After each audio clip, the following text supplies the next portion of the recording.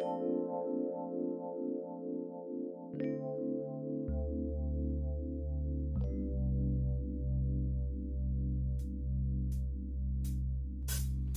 an autism awareness angel, making sure my wings protect the different, the stranger than. I'm an autism awareness angel. It's good, cause I'm cool with the unique behavior. I'm an autism awareness angel. Will you accept me? Cause I accept you. I'm an autism awareness angel, cause the view from the spectrum is a better point of view. The question at hand, are you aware of autism? Hello, I'm Tally, and welcome back to Autism 30. Today we are recording from the beautiful PAFN's Good Life Fitness Hub, located in Richmond, British Columbia, and are speaking with founder and CEO, Ms. Carol Simpson from Focus Professional Services, Inc., located in Vancouver, British Columbia, Canada. Ms. Carol Simpson has worked in the IT field for over 30 years, managing departments with 60-plus IT professionals and project budgets of $50 million. She started her career in Vancouver as a programmer at IBM Canada and moved on to operate her own software development shop, work in the private and public sectors in senior and executive levels of management, and teach at the University of Toronto. 4 years ago, she completed a one-year volunteer assignment in which she successfully recruited, trained, and onboarded 6 individuals with autism for an international company's autism employment initiative. Today at Focus, she employs 10-plus employees on the spectrum.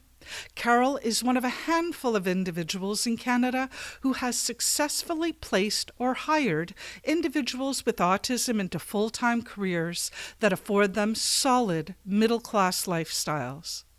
Carol sees Focus as a contributor to the normalization of employing individuals with autism in the workplace. She believes strongly in the equal rights of autistics to acceptance and inclusion in society's construct of community, education, governance, and employment. She also has 2 adult sons on the spectrum. Welcome, Carol. Oh, it's wonderful to be here today, Tally. I'm so pleased to have you here because I know your company has done such wonderful things for our community. So why don't we get into it? What is the history of Focus? Okay, so about 3 years ago, after I had completed the volunteer assignment for that international company, I decided that I wanted to start my own business and employ people on the spectrum. And I came at it from 2 perspectives. One is that my career is IT. Yes. And the other is that I have 2 adult sons on the spectrum. Neither one of them are interested in working in IT, which, I kind of sit around and say, well, go figure. But, yes. But I knew that they had challenges in being accepted for who they are. Yes. And instead the label kind of went before them. Absolutely, and that's really unfortunate in today's society that people still hold certain views. Yes, exactly. And I thought that the combination of employing people on the spectrum and placing them at my client sites, that more and more people would become exposed to autism and learn from that experience, and it would have that effect of the ripple effect of education within society so that Absolutely. people can learn about. Because Absolutely. I know up until recently, inclusive education wasn't a thing in British Columbia. So people who are, let's say, older like myself, who are in the system, haven't really had that education of inclusive education to understand people with autism from one-to-one basis, like the children are in BC currently, who have children with autism in their classroom, can afford to learn what autism is firsthand.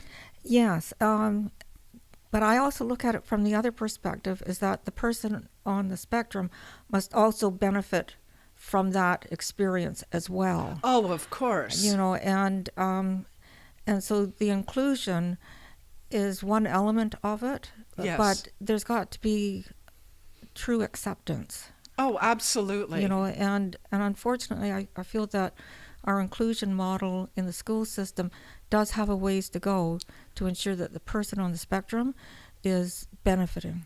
And I absolutely agree. And myself, as a former teacher, absolutely have said many times on the podcast that I think more education is needed on the administrative level and the teacher level within the system, and that there really needs to be more input brought in from our community members into the system. Yes, yeah. And I find that it's through exposure that people really start to understand what autism is. Absolutely. Yeah. Now, why did you decide to create your company? Well, I've always had an entrepreneurial bent. I've been self-employed through my career as an independent. Yes. And I've also had a business in the past. And I get that from my dad.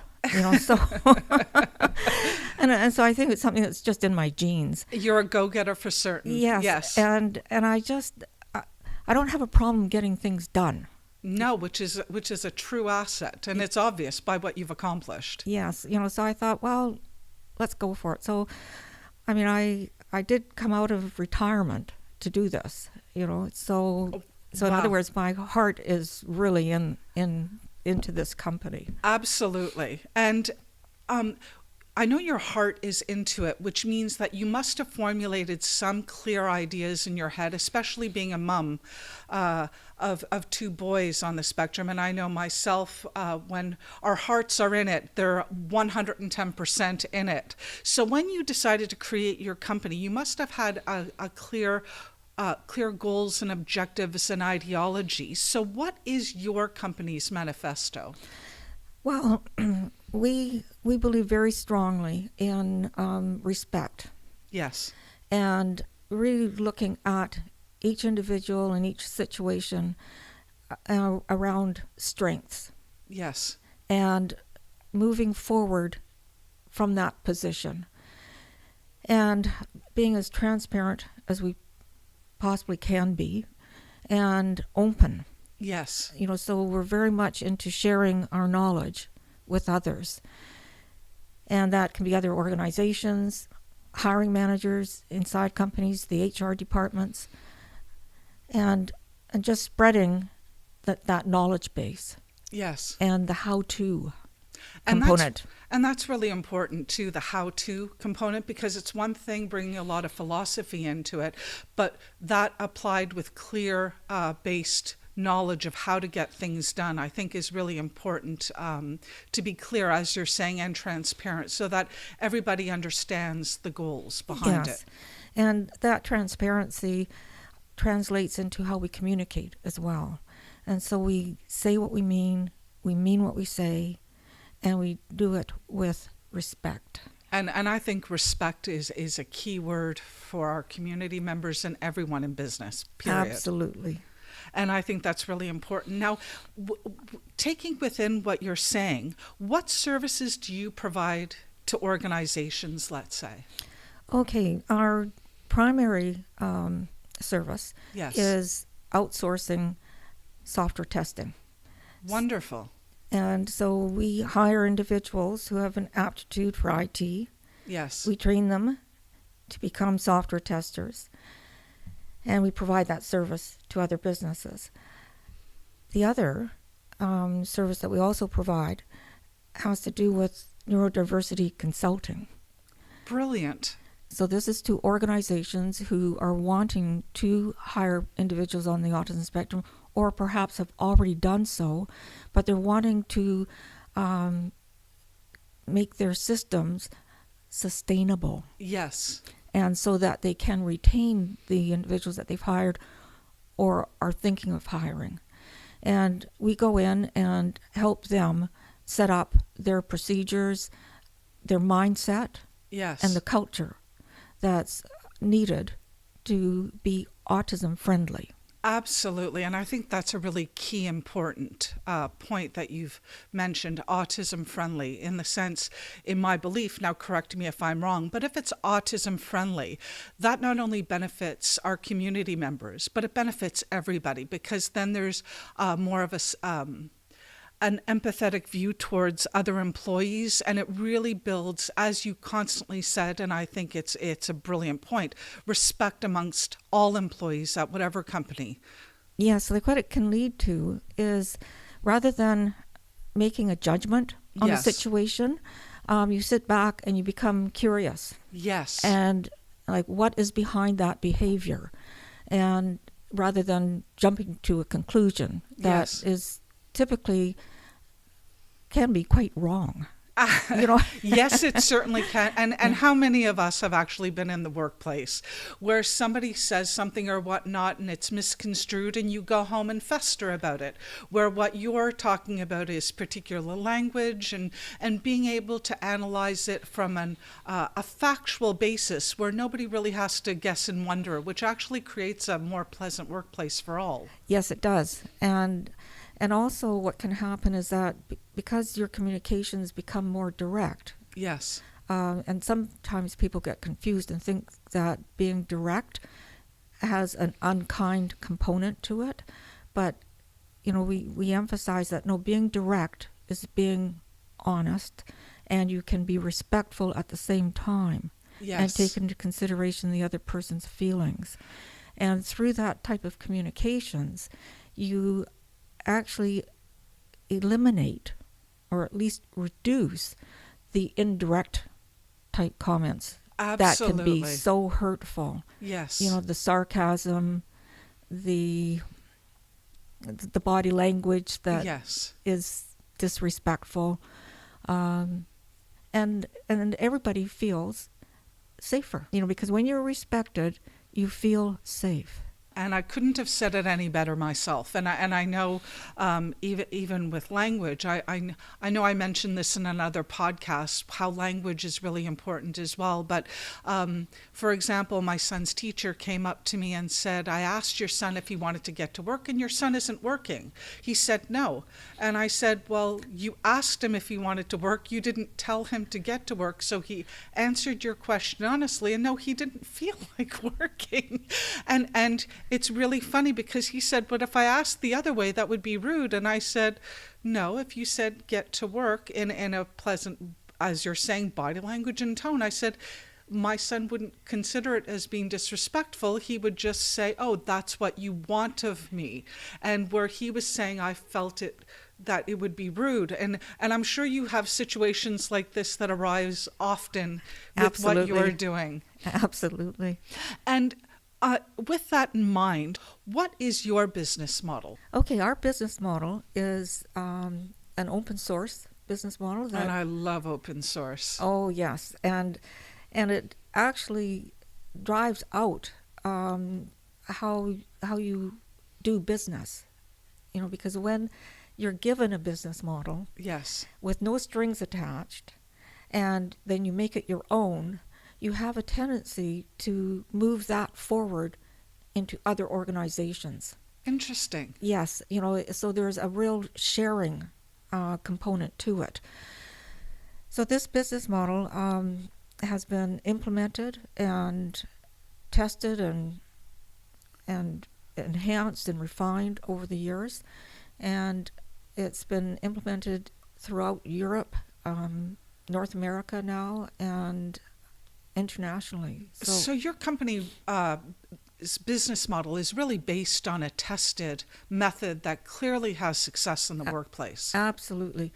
And it was brought over to Canada by our sister company in Calgary, Meticulon, and they translated it into English. Oh, nice. Yes, and so we took the English version and Vancouverized it. Which is really good because I Yeah. know we have our own society over here. Well, we sure do, you know. Yes. So the business model that we have, the foundation of it though, is tested and been proven. Now, what benefits do people with autism bring to a company? Well, before I answer that, I'd like to just clarify that in the autism world, in the latest DSM, they differentiate between the levels of support that are required. Yes. So level 1 requires some support some of the time, level 2 requires more support more of the time, and level 3 requires a significant amount of support. And our business model is really well suited to the level 1 support. So I like the DSM model about the support. Yes. Because it doesn't even really address cognitive ability, because somebody who is level 3 support can be really quite bright. Yes. And we're not necessarily able to tap into their intelligence. I'm really happy you mentioned that. Yes. And so with the support component, because of the nature of the work that we do, yes, a person has to be able to function relatively independently. Yes. So I'm forced into that level 1 support. Of course. Individual on the spectrum. So given that, the benefits that corporations actually realize from hiring individuals on the spectrum, they get an employee who is loyal, who is really conscientious, yes, is really dedicated to their job. mm-hmm. And this is all assuming that they're in the right job. Of course. You know, and just like any of us, if we're not in the right job, it doesn't work. Of course. You know, yes. and that's where in our business model we hire individuals who have very strong aptitudes in IT, because we are an IT business. You know, yes. If we were into accounting, we would hire people with very strong aptitudes in accounting. And everybody has their own special Absolutely, interest. absolutely. And that raises another interesting point, in that focuses in the IT business, not because people on the spectrum are good at IT. It's like, no, we're in this business because that's my background, and that's where I'm comfortable. And that's what you know. And that's what I know. And so I offer an opportunity for individuals on the spectrum who have their strengths in IT. I could just as easily have been, you know, an interior decorator, you know, and hired individuals on the spectrum who have aptitudes in design. Well, it's like what you were saying earlier. You hire people with an aptitude for a particular area, and your area happens to be IT. So Yes. Of course you would work in this industry. Right. And because you work in the industry where you're passionate about, you excel. And it's obvious by your resume that you really have chosen the right field for you. And because of that, you're helping our community members who have an aptitude for IT excel as well. You're able to Exactly. help them because of the fact that you have firsthand knowledge about what the business entails. Which brings me on to another thing that I know many of my community members haven't even heard of, is the term ableism. So can you explain what ableism is, and why do you feel it's important to end it? Okay, so ableism is the prejudging of a person. And there's a saying around, if you know one person on the spectrum, you know one person on the spectrum. Yes, and many people have heard that comment. Yes. Absolutely. And it, to the point where it sounds a little trite. Yes. However, there's a lot of truth to that. So the kind of ableism that I encounter has to do with their abilities. Are they able to make decisions? Are they able to do research? Are they able, and the list goes on.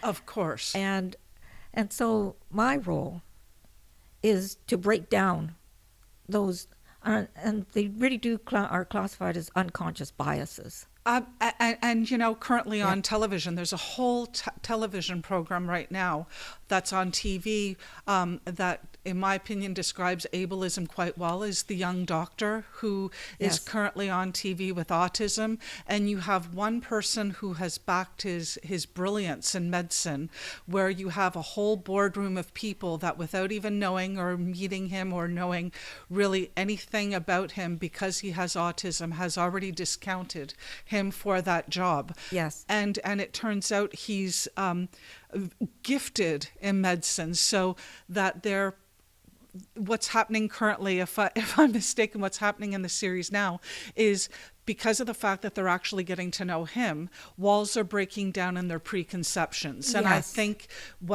correct me if I'm wrong, what you're doing in the IT world is really breaking down the preconceived notions of our community members in your chosen field, to break down those preconceived notions, because you're allowing them to meet them, educating them, and facilitating their work, which, as you said, is loyal, great, focused, and all of these other wonderful things, so that these beliefs are eradicated slowly. Yes. And what our clients also experience is that person on the spectrum, they typically have fewer filters in what they are experiencing or observing, and they bring that perspective into the workplace, and which helps organizations see and understand their issues and their challenges in a much different light. Sorry to cut you off, is that kind of similar to Temple Grandin when she said she was able to see the troughs from the cow's perspective, and able to view things where the professionals in that industry had an inability to do so, but she clearly saw something that they weren't able to? Yes. Oh. And so in the software testing world, that applies. Wonderful. Because we can look, my employees can look at situations and say, okay, one of these test scripts can be improved upon. We've got to dig deeper into certain areas that may have been missed. And the end result is software that is much more robust. And Temple Grandin has won awards with her design, so it's really good to know that that applies into all areas. Yes. Which is fantastic. Now, because of that, what common myths do you hear about people with autism that you would like to clarify to our audience? Because you work in the IT field. Yes. So one of the myths is, there's so many. Unfortunately, I know, you're right. and like, where do you begin? But I'll talk about it from general employment perspective. That an individual on the spectrum isn't a people person. Yes. So that's a myth. And what is typically the case is that they can be people, persons, and actually interact easily and well. And so some of my clients are actually surprised at that. I love those surprises. I know. No, the surprises are wonderful. And I also had one situation where the client was nervous about bringing on the person on the spectrum, and so he wanted to just have a trial run. Okay. And I said, not a problem. That's what we'll do. Well, that very same day, he phoned me up and he said, no, we don't have any problem here. This is because what happened was that the individual started doing the research once he got on the job, and figured out the systems much faster than the typical employee. Yes. And it was like, oh, wow, we've got something happening here. And they were really impressed, and I Yeah. love situations of when that happens, and I'm sure you've experienced this as a mother, Yes. where you bring your child to an area where people have preconceived ideas, and all of a sudden they're blown away because they thought that your children would be doing X, Y, and Z, and they don't. Exactly. And I love stories like that, and thank you so much for sharing that Yeah. one. But so what? I know your company has a lot of information on the webpage, but I want you to clarify them here today. So you have something called manual software testing. Can you please explain what it is, what its purpose is, and how it can be executed? Okay, so manual software testing is functional testing of software. So it's ensuring that the software does exactly what it's supposed to do, and that gets tested through a test plan that encompasses test cases. Okay. So somebody actually sits down, writes out test cases to ensure that a certain functionality has the expected outcome. Okay. And so in a piece of software, like a module of software, depending upon how complex it is, we'll drive out the number of test cases that would be with that particular module of software. So it could be that there's 100 test cases. There could be that there are 1,000 test cases. Okay. And so software testing is going through each of the test cases, following the directions exactly as they're written, noting the outcome, and reporting on any deviation. Okay.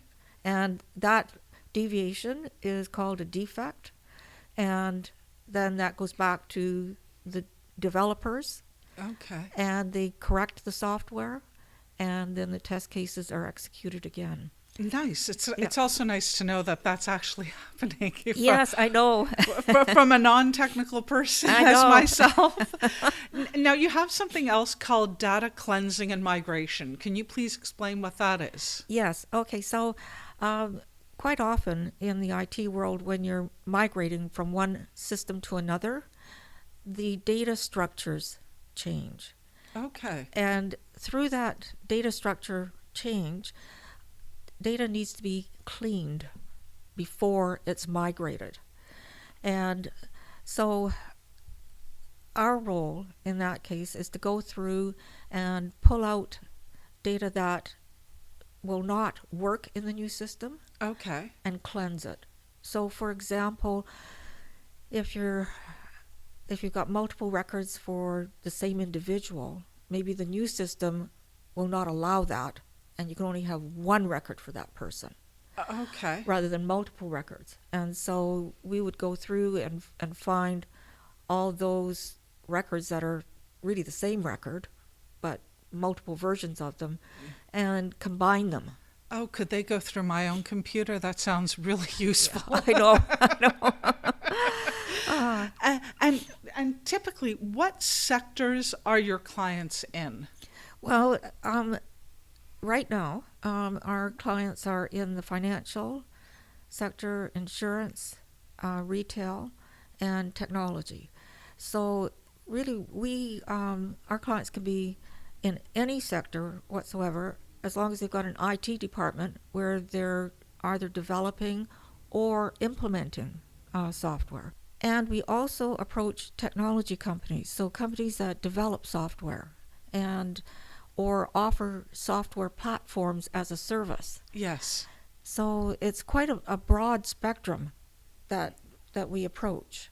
Okay, which is really important, so that when prospective clients call you, it's not only computer companies, it can be a wide variety of different organizations, so long as they have computers software that they need checking. Deployed. Thank Yep. you. That's the word I was Yep. looking for. Thank you. Yes, and because our testing also goes into automated testing as well. Okay. And that requires greater technical skills. And we get into the type of testing where is not just the function inside that module, but it's testing the interfaces among the modules Interesting. to ensure that the data is correct and flowing correctly, and the processes are have integrity to them. Which is always important. Yes. Now, if an organization would like to engage your services, what's the process for them? So the first step for an organization is that when they call us in, we discuss things at a very high level around what it means to bring neurodiversity into their workplace. And I like that term, neurodiversity in the workplace. Yes. And we discuss questions that they might have, fears, concerns, risks that they Yes. feel might be present, and we address all the issues. Yes. And we just don't leave any doubt in their minds whatsoever. Yes. And it can take some time to socialize the idea inside an organization to neurodiversify. But once it's been socialized and there's acceptance, Yes. we then go in and get their requirements so that we match our consultants to their needs. And we train the client on autism. And that's really important. So Absolutely. So a company doesn't just call you and want your services, you dump people on them. No. What you do is you really spend your time in educating an organization Yeah. and really matching them up perfectly with what their requirements are to what community members, let's say, you have. And so that the transition is not only fluid, it's completely successful. So both parties are pleased with the end result and both benefit. Yes. So, and throughout the entire contract, we obviously do contract management. I mean, that's just part and parcel of business. But we also provide autism-related support to our clients throughout the entire That's contract. brilliant. And so I can, and it can be phone calls, it can be emails, it can be scheduled meetings, and it can also be, instigated based on something that hasn't been handled very well. So, for example, one of our clients assigned a buddy to one of our employees. Yes. And the buddy really wasn't invested in that role. And so I went in and recommended that they assign a different buddy. And that's really good. So you're really hands-on. Oh, yes. Oh, yes. And they did. And it made a world of difference because the new person was invested Absolutely. in the outcome. And so we provide that throughout the entire contract. And the reason, and this is really important, the reason why we don't place people out at our client sites and then have our clients hire our consultants Yes. is that Focus then has a legal reason for providing ongoing support to the person on the spectrum and has the legal connection to the client around autism support. Because it can take some time for an organization to learn what is needed. And I think it's unreasonable to think that they're just going to get it, Yes. out of one training session. The training session is very important because it lays the foundation. And that's the same, I would say, not complaint, that's the wrong word, but I would say that would be the same thing for the educational system. Like myself, who's a teacher, to have one day course in autism and expect them to understand the wide variety of people with autism that they're expected to teach. I think a lot more education needs to go into the educational system in itself. Yes. That's my field. So, Yeah. and I'm sure that's what you're talking about with right now. Yes, is that transition of knowledge takes time. And sometimes it requires the actual experience Yes. to learn. And you can't teach that in a class. No, you certainly cannot. No, it happens in real time. And so that's the experience from our client's perspective. Yes. Now, if a person with autism would like to apply for a job at Focus, what do they need to do? Okay, well, they've got to be honest with themselves, first of all, and think about three things. Do they want to work full time? Yes, Not everyone does. that's true. And the types of work, the jobs that we have are full time. It's very difficult to place somebody part time into software testing, for example. And then the second is, are they willing to learn? That's a very important key. Yes, and from my perspective, I'm asking the question, are they coachable? Ah, that's an important key too. Yes, it absolutely is, because if they are not coachable, then I know I'm not going to be able to help them adapt to a work situation. That's true. Yes, so they must be coachable. But from their perspective, it's, am I willing to learn new things? Yes. And the third is, are they really interested in IT? Well, I would say that's extremely important. That's right, Yes. because you need to have a passion for IT. That's very true. Yes, otherwise, like I had one fellow come in and his passion was music, Yes.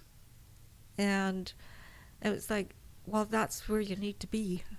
Well, they say if you choose a field that you love, you'll never have to work a day in your life, and I'm a strong believer in that point. Yes, So it doesn't feel like work. no, it doesn't feel like work. No. And from the information that I receive of our community members working in the IT field, I'm thinking about one German company in particular who've hired people on the spectrum who say that the people that they've hired who are on the spectrum are more productive than their typical counterparts because of the fact that they're so focused, so devoted, that often they don't even take breaks because they're so passionate and engaged in their work that the productivity is high. Is very high, and they're more impressed, and they're very keen to continuing hiring people on the spectrum. So is that what Yes. you're talking about? Yeah, well, and what I hadn't anticipated, but is that people on the spectrum can get quite anxious if they have downtimes. Yes. So in software testing, there are downtimes because Okay. you're waiting for that module to be fixed Okay. before it comes back to be tested. Okay. And so in that downtime, there's that feeling of, well, I'm not doing anything right now. What should I be doing? And so they will actually become quite anxious, or they can become quite anxious. And so in our training, we actually help them understand that, Yes. and that it's normal and ordinary. Well, what's lovely about everything that you're describing so far as well is the whole point that you've clearly given thought as to what the experience is for our community members, and you have real foresight to see the challenges and difficulty that arise from the community members to the employer's point of view, and what your company does so beautifully is address those points so that that everybody is knowledgeable about the process, the experience, and the outcomes about what is going to happen at the end. And correct me if I'm wrong, that's one of the reasons why Focus has been successful in what you do thus far. Yes, and so getting back to our onboarding process. Yes, of course. Is that, so they then fill out an online application. Yes. And I look at each and every one of them. Yes. And those that I feel have promise, I ask them to come in and meet me. It's a half hour, and I don't call it an interview because it isn't. And all I want to do is in the meeting of them is to see if I can gauge in a conversation with them where there's back and forth, Okay. reciprocating, And we can be talking about anything. I don't care what we talk about. I just want to see if that connection can happen. Absolutely. You know, and it can be, and it doesn't have to be perfect. No. You know, I'm not looking for that. I'm just looking for that connection. And because then I know that when I place them out at a client site, Yes. that there will be a tendency for bonding to happen. Nice. Yes. And then from there, I then take those individuals, and after I meet these individuals, I then select those who I feel are coachable, Yes. and have them write about 3 hours of aptitude assessments. And these assessments were developed over in Belgium, and they're used by universities over there to determine whether or not the government should fund training in the field that the person has selected. And Okay. and because the government is wanting to ensure that in their funding model that the person has got the right aptitude for whatever they're wanting to study. And correct me if I'm wrong, that's not an uncommon thing in most businesses. That's right. And so these aptitude tests, you can't study for them. No, you can't. No, it's not skills, it's not knowledge, it's just, do you have this innate ability? Yes. And that's it. And I let them know, the participants know ahead of time, that the worst that can happen is that they don't do very well. But that's valuable information to have, Of course. because it tells them that maybe IT isn't For you. you know, and because it's not for everybody. Well, it certainly isn't for me. That's You know, and so the aptitudes are looking for things like logical reasoning, critical thinking, ability to learn, yes. attention to detail. All really important factors that are key to that industry. Absolutely, absolutely. So, so these assessments, I've taken a subset from, Yes. you know, like they've got hundreds of aptitude tests, and I've taken 4. Yes. And then those individuals who do well in the aptitudes, I then offer them a trainee position. And as a trainee, they come into our office and they get 80 to 100 hours of training and assessments around working in a professional business organization. Yes. So I call it getting them employment ready. That's a really good title for it, and I think Yeah. it describes it perfectly. Yes, and so it's not resume writing and things like that. No. You know, they get tons of that. All kinds of services are out there that provide that. This is, how do you work in a workplace? Yes.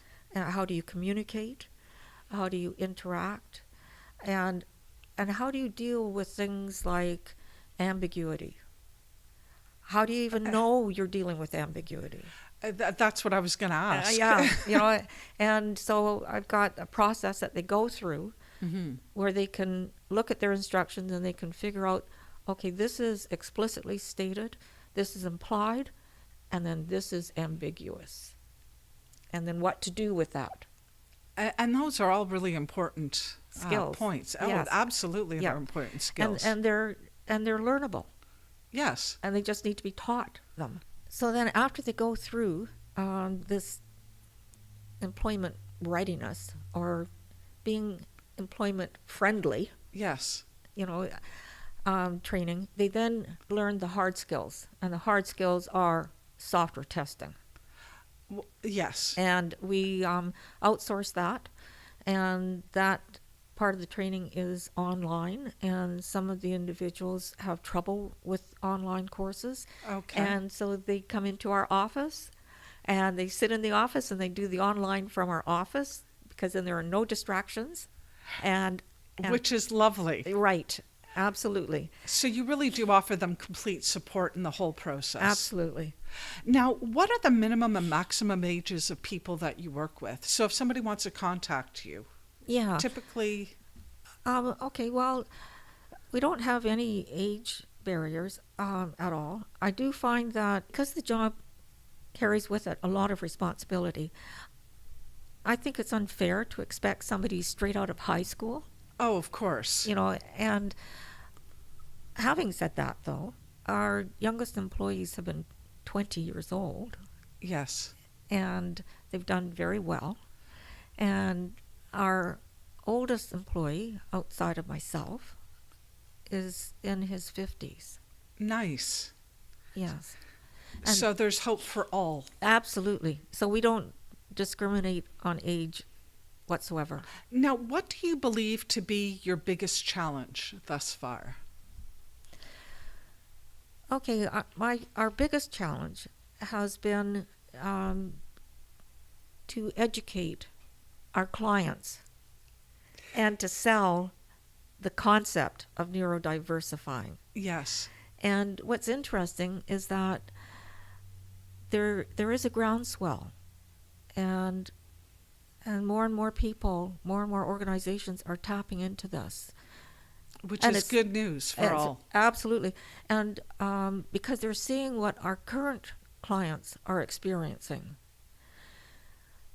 So getting back to that one client where they were really unsure and they were wanting to have a trial run, and after one day it was like, no, we're good to go. Okay. That's great. Is that they're now at a place where they want to showcase what they have done in this one particular department, and they want to create an in-house video and share it internally throughout the entire organization to let others know that, hey, this is what we have experienced, and there's no reason why you can't experience this too. So that must be so rewarding for yourself, because what you're doing is you're teaching other people who are then taking the knowledge that you've given to them and then imparting it.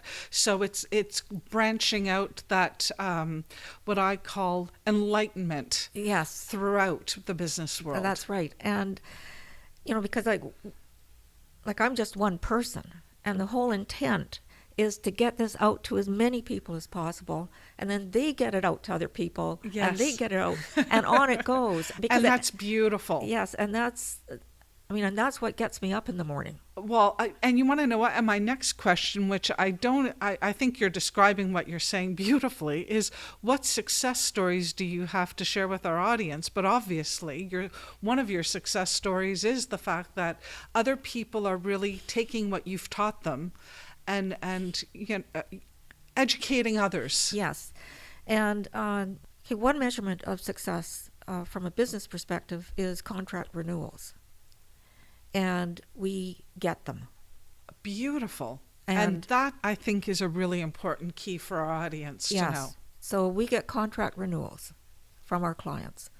And that speaks volumes. The other that is also a success story is that companies are now coming to us around neurodiversifying in their organizations from a business perspective. Nice. So, and that's really key, because then it's not just IT roles they're looking at. Yes. It's other roles as well. And so how do they onboard? How do they support their autistic employees? How do they support the teams? Yes. And then how do they retain and see career opportunities and growth for their neurodiverse employees? And that, to me, is a success. Well, without question, that's a success. Yeah. And as we've discussed earlier, too, is, the fact that they're being renewed, that the test period quote is over, and they still want on board. That's a testament to the job that you and our community members are doing out there. Yes.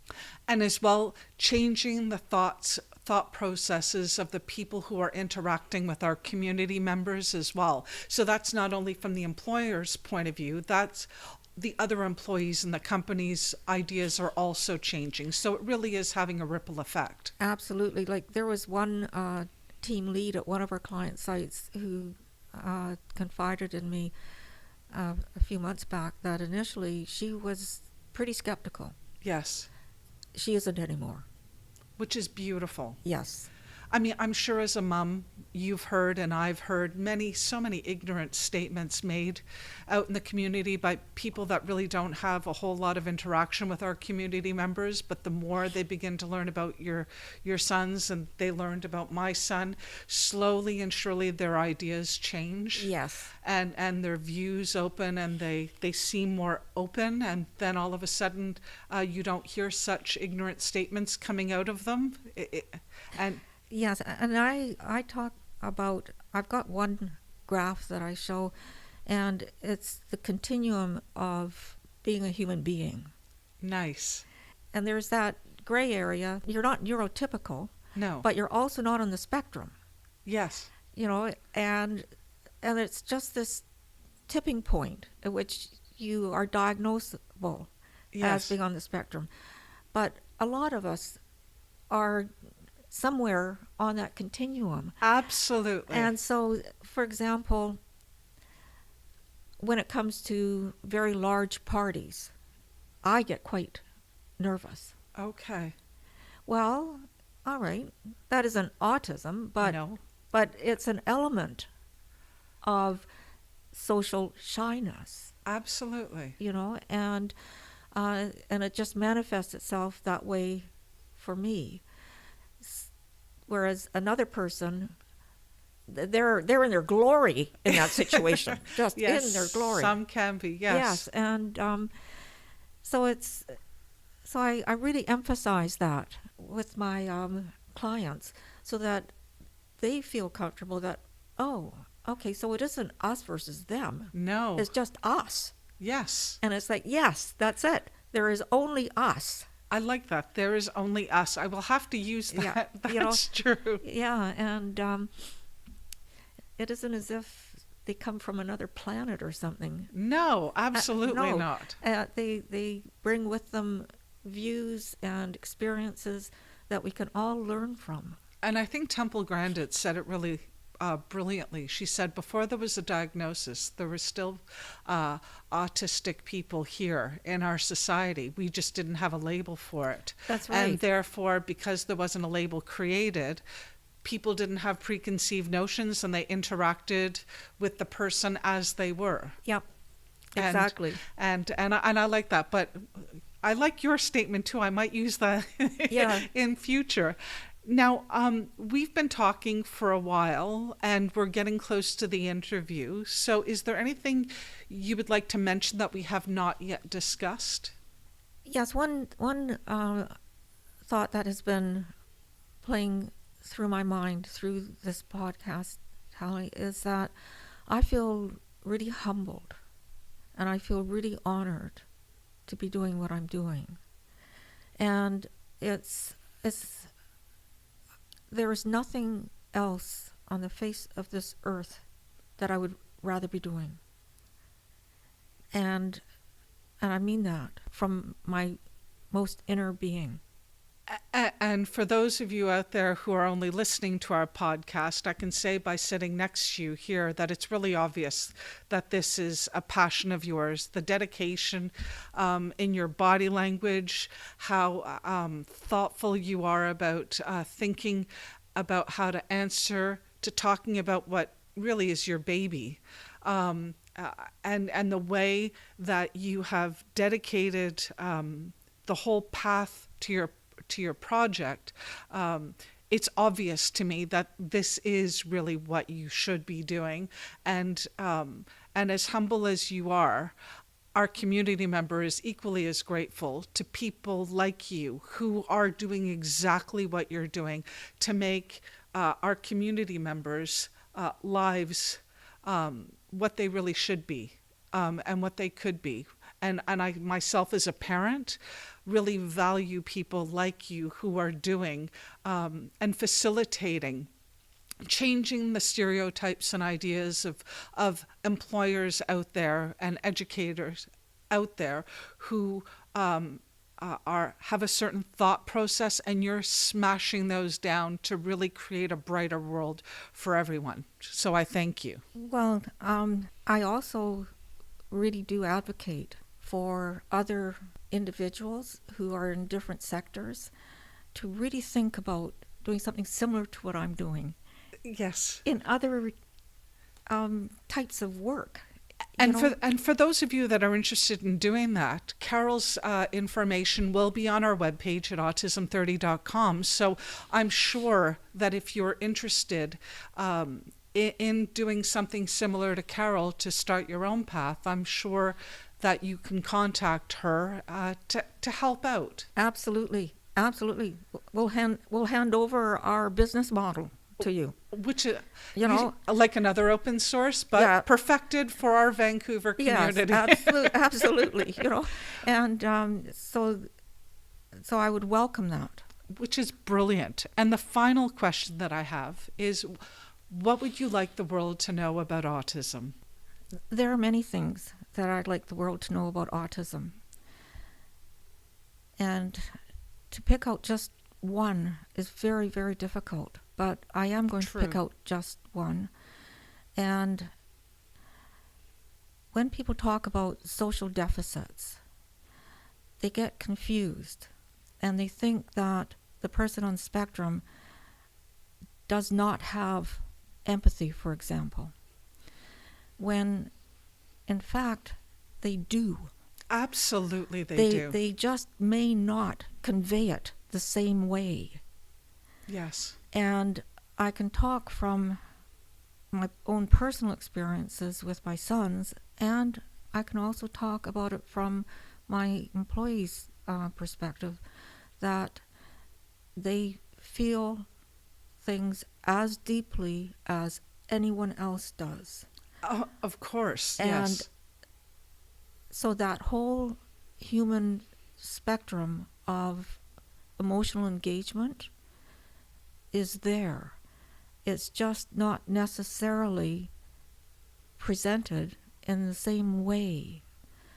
So even if they have a flat effect to something that is going on around them, it doesn't mean that they haven't absorbed it every bit as much, and sometimes more so. Absolutely. And I know there's a short little video that I had in my December newsletter that if you want to view, it pretty much is a simplified explanation of autism, which is one award. So if any of you are interested, you can go to the autism30.com newsletter for December 2017 and go to the bottom of the video of the month page and actually look at it.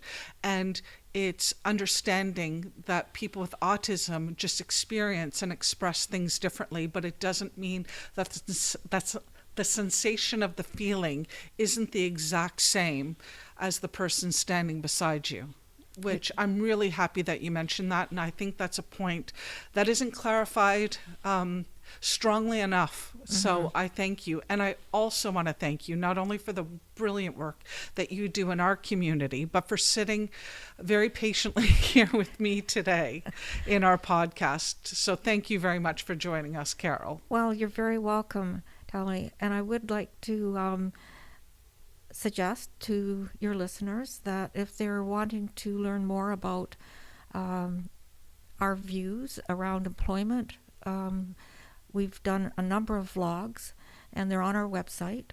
And I think there'll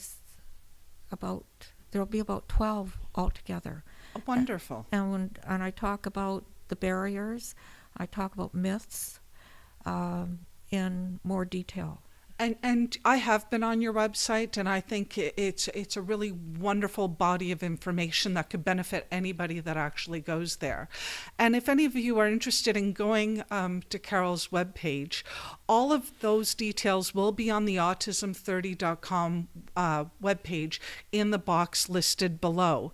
And if any of you are listening to us on iTunes, please don't forget to click and write a review, because your reviews are very much appreciated by by us. And don't forget to sign up for our newsletter. If you go on our webpage, once again at autism30.com, go to the bottom of that page and click the word subscribe. Fill in your details. They'll arrive in your box once a month. So anyways, I thank you for joining us once again. This is Tally telling you to live in love. Hey yo, I'm an autism awareness angel, making sure my wings protect the different, the stranger than. I'm an autism awareness angel. It's good, cause I'm cool with the unique behavior. I'm an autism awareness angel. Will you accept me? Cause I accept you. I'm an autism awareness angel, cause a view from the spectrum is a better point of view.